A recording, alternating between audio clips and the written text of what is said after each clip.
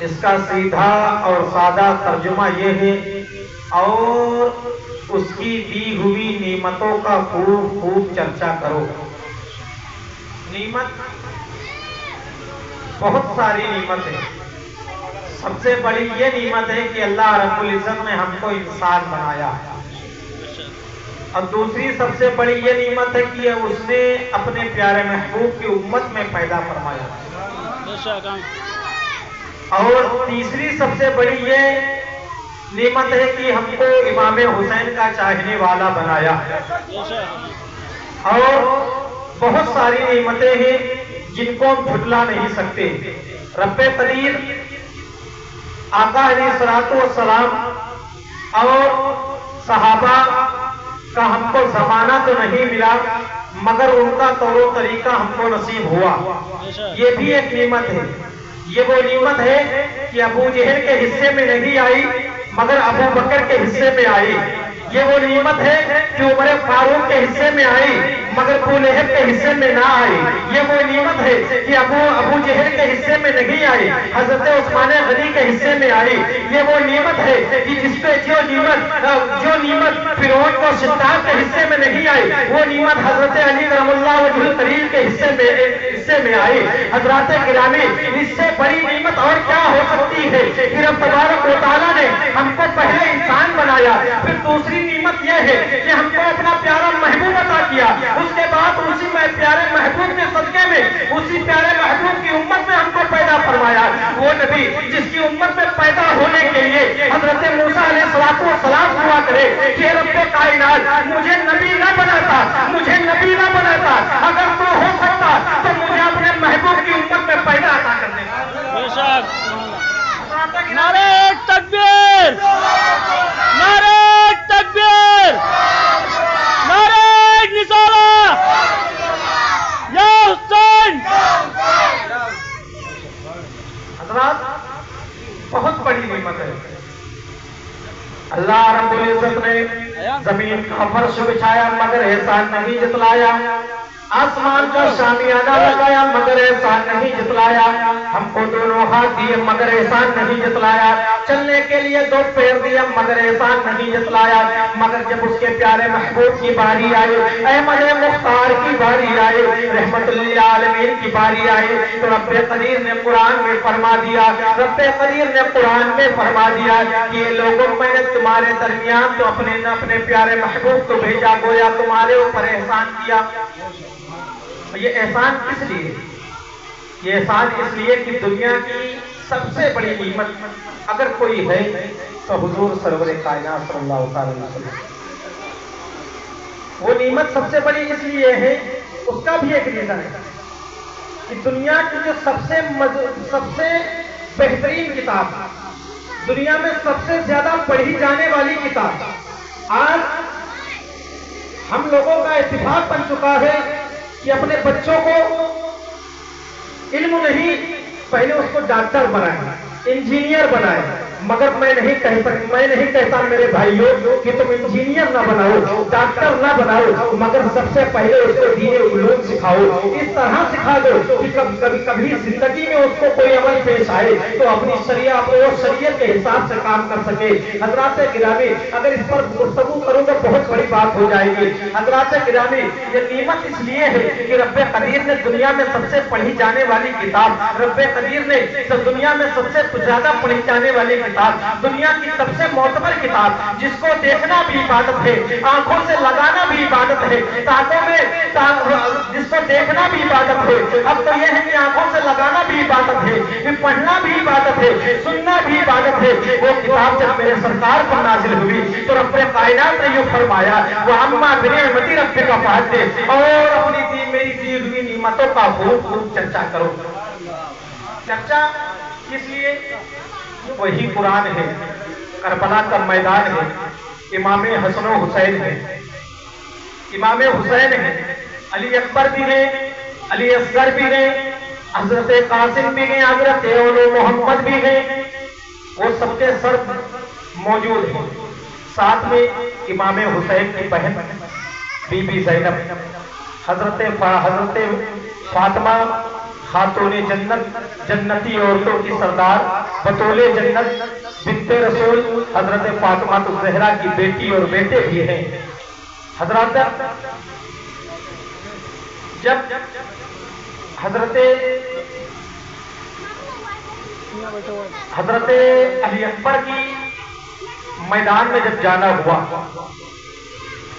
तो जब मैदान में जाने लगे तो यजीदी लश्कर जितने थे वो सब खौफ से थर्रा गए। किस लिए थर्रा गए कि हजरत अली अकबर को हम सबीह मुस्तफ़ा कहा जा रहा था। हम सबीह मुस्तफ़ा यानी मुस्तफ़ा के जैसा दिखने वाला, उनकी चाल ढाल बिल्कुल रहमतुल लिल आलमीन की तरह थी। जब हजरत अली अकबर करबला के मैदान में पहुंचे, जब यजीदी लश्कर देखा हजरत अली अकबर की ज्यादा उम्र नहीं, सिर्फ 18 या 19-20 साल उम्र थी। जब करबला के मैदान में पहुंचे, यजीदी लश्कर में एक बहुत बड़ा पहलवान था, नाम उसका था अरज़क। वो अरज़क पहलवान इतना ज्यादा तो ताकतवर था कि 1000 आदमी के ऊपर अकेला भारी था। जब अरज़क पहलवान ने अली अकबर को आते देखा तो शिम्र बोला, ए अरज़क तुमको इसके मुकाबिल जाना है। तो अरज़क बोला, अरज़क पहलवान बोला कि मैं इसके मुकाबिल नहीं जा सकता हूँ। तो शिम्र बोला, क्यों नहीं जा सकते हो? तो अरज़क पहलवान बोलता है, अरज़क पहलवान कहता है, मैं इस बच्चे के मुकाबिल कैसे जा सकता हूँ?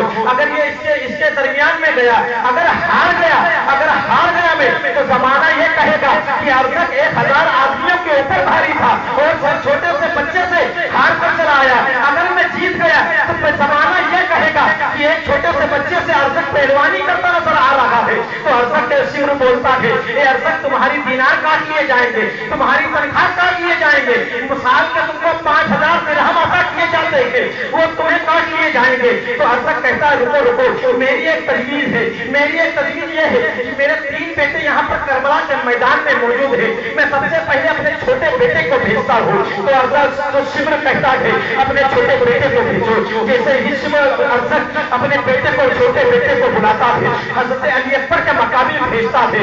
जैसे ही अरज़क का छोटा बेटा अली अकबर के मुकाबिल पहुंचता है, वो अरज़क का बेटा अपनी तलवार फिजा में लहराता है और जैसे ही वार करता है, हजरत अली अकबर अपने भाले से रोक लेते हैं। फिर उसके बाद हजरत अली अकबर जैसे ही वार करते हैं, तलवार चलाते हैं, फिर देखते क्या है कि अरज़क के छोटे बेटे का सर धड़ से अलग हो जाता है। फिर अरज़क खामोश हो जाता है। फिर शिम्र कहता है, अपने अब तुम जाओ। तो वो कहता है, मेरे 2 बेटे अभी सलामत है। तो अरज़क सोचता है, अपने बीच वाले बेटे को न भेजकर सबसे बड़े बेटे को भेजता हूँ। मैं अगर 500 आदमी के ऊपर भारी हूँ, 1000 आदमी के ऊपर भारी हूँ, तो मेरा बेटा 500 आदमी के ऊपर भारी है। हज़रात गिरामी, तो अरज़क नामी पहलवान अपने बड़े बेटे को भेजता है। वही माजरा होता है, जब वो अपना पहला वार करता है तो हज़रत अली अकबर अपने भाले से रोक लेते हैं। फिर दूसरा वार करता है, तलवार से रोक लेते हैं, फिर उसके बाद हज़रत अली अकबर वार करते हैं, हवा में तलवार फिजा में लहराती हुई इस तरह वार करते हैं कि उसके जिस्म के 2 टुकड़े हो जाते हैं। अब अरज़क नामी पहलवान को गुस्सा आ गया कि ये इतना ताकतवर हो गया है कि जो है मेरे 2 बच्चों को फना फिलनार कर दिया है। तो हज़रत अली अकबर कहते हैं, ए अरज़क नामी पहलवान सुन ले, मैं अली तो नहीं हूँ, मगर मेरी रगों में हज़रत अली का खून दौड़ रहा है। वो अली जो अपनी 2 उंगली से पापे खैबर उखाड़ दे, वो अली जो अपनी 2 उंगली से पापे खैबर उखाड़ दे, वो अली जो अपनी 2 उंगली से असगर का तल्ला चीर दे। हज़रात गिरामी, शायर यूं कहता है कि दर तोड़ के खैबर का अली शान से बोले, लाना ना दोबारा ये खिलौना मेरा। हज़रात गिरामी, वो अली अकबर जो करबला के मैदान में दहाड़ते हुए चले जा रहे हैं, यजीदियों को गाजर मूली की तरह काटते हुए चले जा रहे हैं। फिर उसके बाद जब उनको प्यास लगती है, फिर खैमे की तरफ आते हैं, अर्ज करते हैं, ए बाबा जान मैं प्यासा बहुत हूँ, मुझे फूल अगर पानी में दे दिया जाए तो मैं इन यजीदियों को अकेले से निपटा सकता हूँ, इतनी ताकत कुव्वत रखता हूँ। क्यों ना हो कि वो अली का लाल है, अली का चश्मो चराग है, अली के घर का चराग है। हज़रात गिरामी, तो हजरत इमाम हुसैन कहते हैं, ए बेटा पानी तो नहीं है, پانی تو نہیں تھے مگر ہاں میں اپنے بچپن کے زمانے میں تمہارے نانا جان جب مجھے پیاس لگتی تھی تو اپنے ہونٹ مبارک اپنی زبان مبارک مجھے چسا دیا کرتے تھے، اپنی زبان مبارک مجھے چسایا کرتے تھے، اے بیٹے پانی تو نہیں ہے مگر ہاں میری ہونٹ مبارک میری زبان مبارک سوچ لو تاکہ کچھ تاثیر تمہاری آ جائے۔